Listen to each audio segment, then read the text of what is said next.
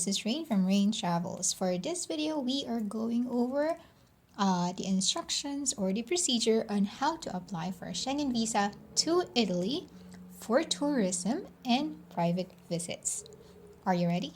Let's start. Here's the step-by-step process. Step 1. Know your visa type. Depending on where you will be applying from, you can go over these websites to check what is your visa type. You may also scan these QR codes to go directly to the websites. So here we have two traveler profiles with two different purposes. So the first one is a third country national who will be going for tourism for 15 days in Italy. The second one is a third country national who will be visiting family for 30 days. So these two will have two different purposes.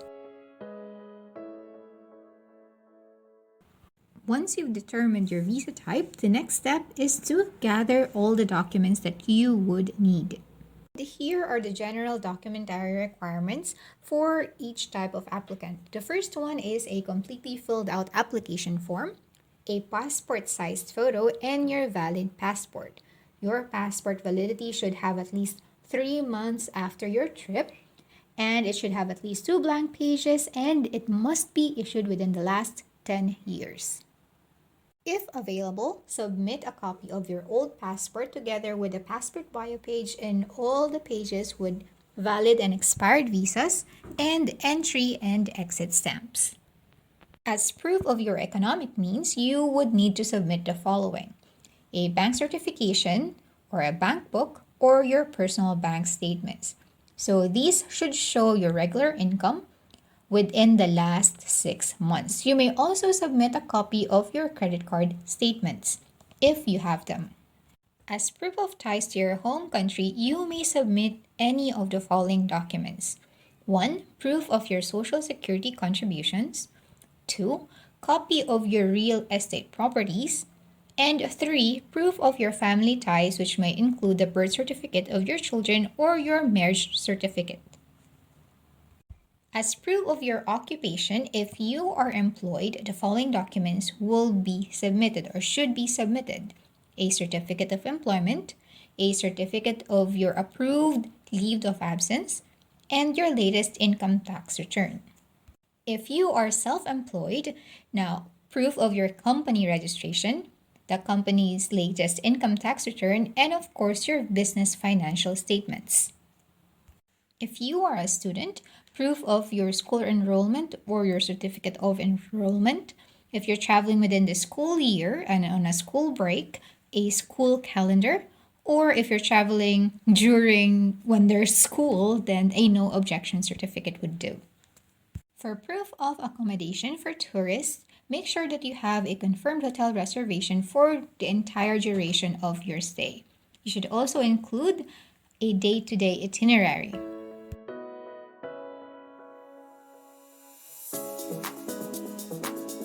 You must also submit a travel health insurance with a minimum coverage of 30,000 euros. It must be recognized in all Schengen states, and it must cover the duration of your intended stay.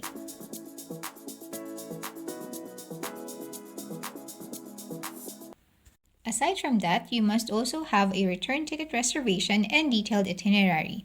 Take note that in a lot of cases, the Italian embassy would need a personal reference number from your flight ticket reservation. So here's a sample day-to-day itinerary for Rome.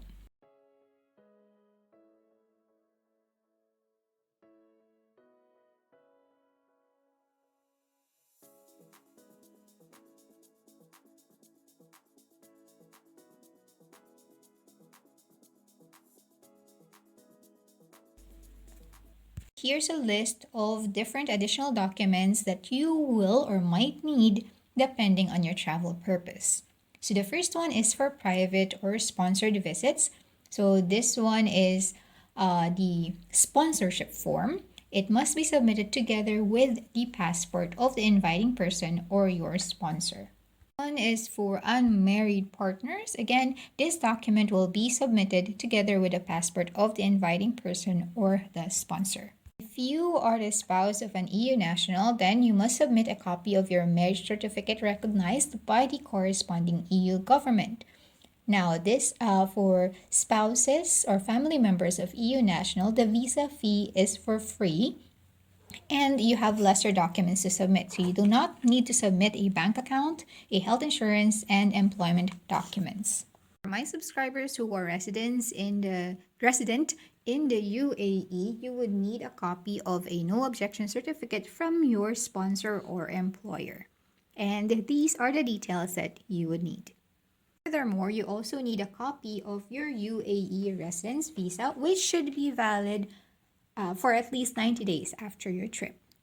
For domestic employees in the UAE, so a copy of your UAE residence visa, previous visas that you may have, as well as guarantee form from your sponsor or employer, and the domestic helper declaration form. You also need an employment labor contract or agreement, and you must be in direct sponsorship for at least 6 months before your application. For foreign residents in other countries, a copy of your residence card, which should be valid for at least 3 months after your intended visit.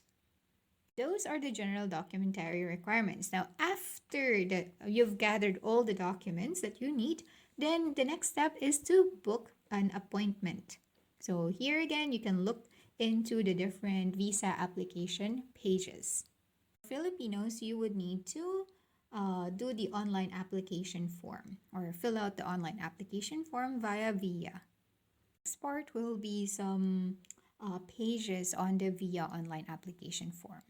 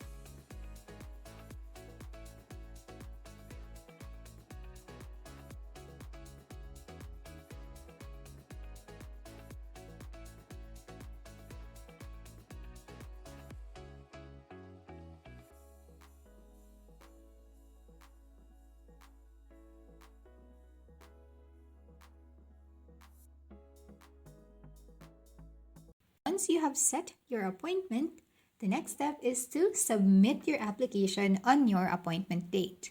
And before doing so, make sure that your documents are well organized. Then comes the waiting game. So you can track your application via the websites, the application website. That's the process of applying for a visa to Italy. Now, here's a travel tip. If you're going to apply for Italy, make sure that you have a strong set of documents and a good travel history. In the Philippines, Italy is known to be very strict when it comes to the application procedure. That's it for this video. Thank you so much for watching, and I'll see you in the next video. Bye!